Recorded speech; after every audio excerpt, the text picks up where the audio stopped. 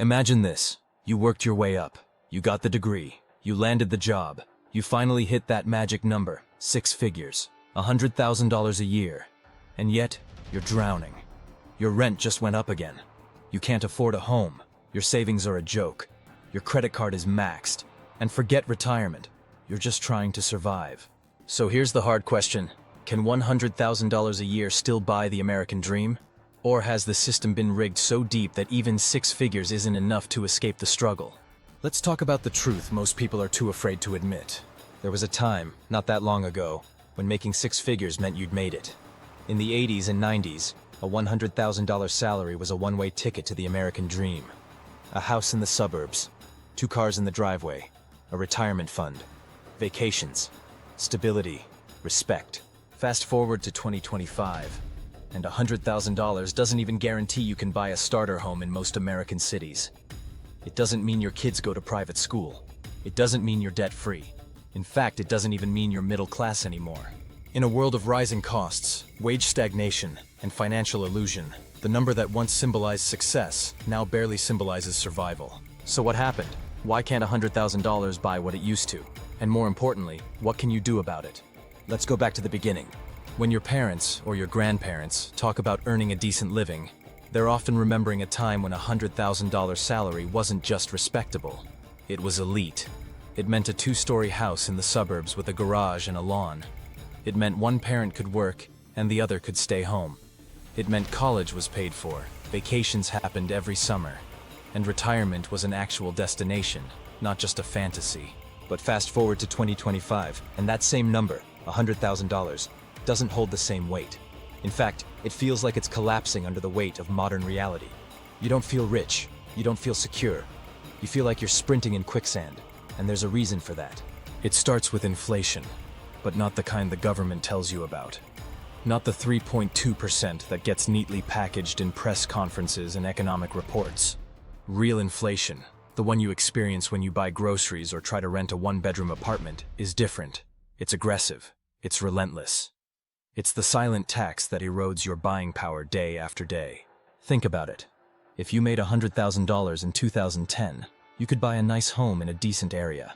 Fast forward to today, and in cities like Austin or Denver or Phoenix, that salary doesn't even qualify you to purchase a starter home without going deep into debt. Even renting a modest apartment can swallow 30–40% of your after-tax income. If you're in Los Angeles or Manhattan, good luck. That $100,000 is vaporized by rent before you even blink. And it's not just housing. Try buying a used car. Try paying for healthcare. Try affording childcare.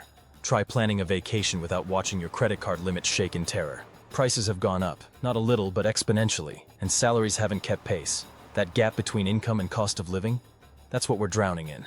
Let's zoom in even closer. You get your paycheck. $100,000 a year. Sounds solid, right? But wait.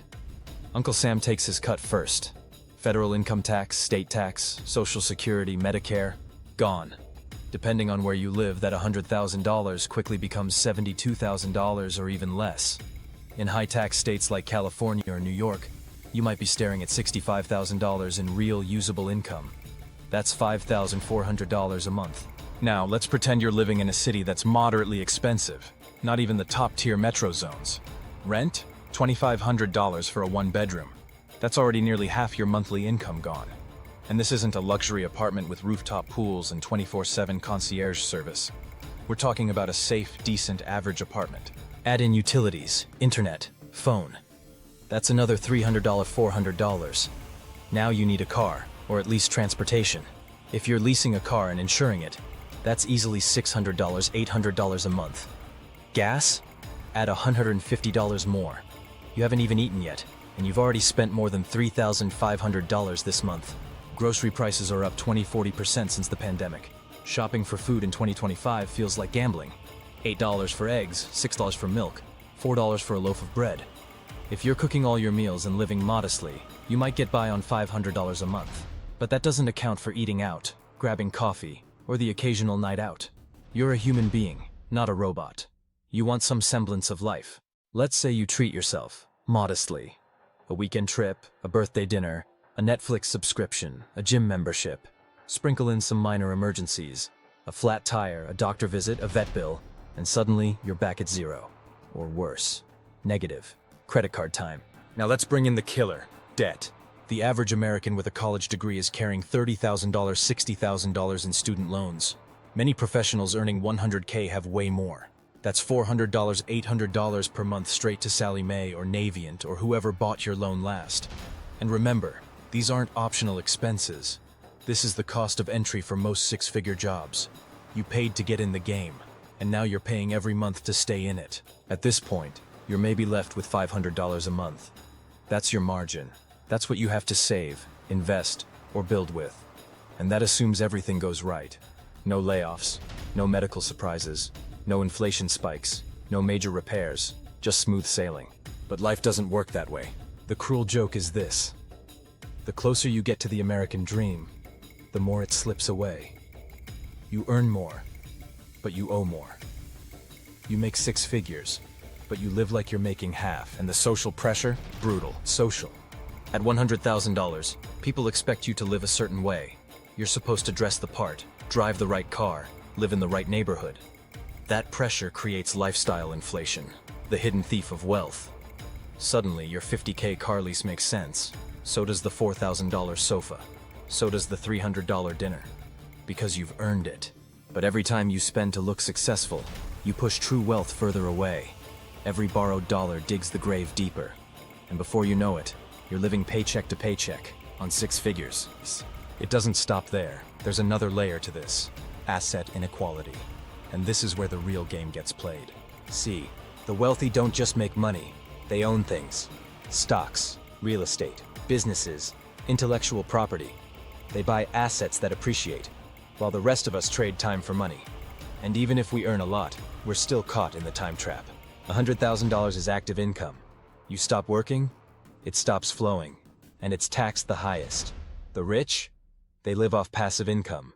Rental checks, dividends, capital gains, tax loopholes, depreciation. They borrow against their assets to avoid taxes and use leverage to buy more. It's not that they're smarter, they just know how the system works, and how to bend it. And then there's generational wealth. You're not just trying to build a future for yourself, you're trying to break a cycle. For many of us, $100,000 is a big leap forward from where we came from. It's more than our parents ever earned. It's more than anyone in our family has seen.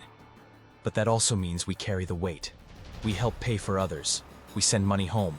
We support our siblings, our parents, sometimes our own kids, all while trying to build something of our own. It's not just a salary, it's a lifeline, and it's stretched thin. Now, let's talk about home ownership, the ultimate symbol of the American dream. In 2025, the dream of owning a home feels more like a hallucination. The average home price in America is now over $420,000. In many major markets, it's well over $700,000. With a $100,000 salary, the banks will tell you that you're not qualified to buy it. You need a 20% down payment. That's $140,000 in cash. Who has that lying around? Even if you go the FHA route with 3.5% down, you're still stuck with high interest payments, PMI, and property taxes that chew away your income month after month. And once you own the house, it's on you. Maintenance, insurance, utilities. Homeownership has become a luxury, not a milestone. And the competition? Brutal. You're not just bidding against other families. You're bidding against hedge funds, private equity firms, and international buyers. They're paying cash. You're begging for a mortgage. The deck is stacked. So where does this leave you? You're educated. You're skilled. You make six figures. You've done everything they told you to do. And still you feel stuck. You're exhausted. You're anxious. You're wondering, is it me? Did I fail? No, it's not you. It's the system. It's the way the economy has shifted. Slowly, subtly, but powerfully. It's how the cost of living has outpaced the value of labor. It's how capital has replaced effort as the path to freedom. It's how those who already have assets keep winning, while those earning just keep surviving. The saddest part? This story isn't rare. It's common, silent, hidden in plain sight. The people you work with, the people you follow online, the people who seem like they have it all together. They're feeling it too, drowning in quiet desperation. Too proud to admit that the dream is slipping through their fingers. $100,000 is no longer a ticket to wealth. It's a lifeboat in a storm. And unless you build something outside of your salary, something that grows while you sleep, You're just treading water, waiting for the next wave to hit. But awareness is the first step. Once you see the trap, you can escape it. And that's what we'll talk about next. How to play the game differently. Because the American dream isn't dead. It's just been hijacked, and it's time to take it back. So what can you do? You can't magically change the system overnight, but you can change how you operate inside of it. First, treat $100,000 like it's temporary. Because it is. Don't spend like it's your forever level. Live leaner than your income. If you're spending like you make $100K, you're broke. If you're spending like you make $50K, you're building wealth. Second, you need to invest, aggressively and intelligently. ETFs, index funds, real estate syndications, crypto if you understand the cycles. The goal is to turn your income into assets, things that pay you back. Third, increase your financial IQ. Learn taxes. Learn leverage. Learn how the wealthy play the game differently. High income is not the goal. High net worth is. Build ownership. Build passive income. Passive. And finally, side income. This is the era of digital leverage. You can build a brand, launch a product, write content, sell courses, consult, coach, whatever aligns with your skills. The internet has broken the ceiling, but only if you build something that scales beyond your salary. In early 2025, reports from Pew and the Federal Reserve confirmed what many already knew. The middle class is shrinking. More people earning over $100,000 identify as financially insecure than ever before. Meanwhile, wealth inequality has reached record highs, with the top 10% owning more than 70% of the nation's assets. At the same time, housing affordability is at its lowest point in 40 years. A recent Zillow report showed that in 30 major U.S. cities, a $100,000 income qualifies you for low-income housing assistance. Let that sink in. Even tech workers, once the golden class, are being laid off and pushed into a gig economy where the promise of equity never arrives. The American dream is being rewritten in real time. So can $100,000 buy the American dream? It used to, but now. It buys you a front row seat to the rat race. It buys you stress. And if you're not careful, it buys you debt disguised as success. But here's the truth. You're not powerless. You don't have to accept the dream they sold you. You can build a new one built on ownership, discipline, and strategy. Six figures won't save you, but what you do with it just might. Thank you so much for spending your time with me today. I really appreciate you watching. If you found this useful, a like would be fantastic, and subscribing helps me keep creating content you'll hopefully enjoy. Please share your experiences and any questions in the comments. I always try to read and respond. Your support keeps this channel going. Until our next video, take care.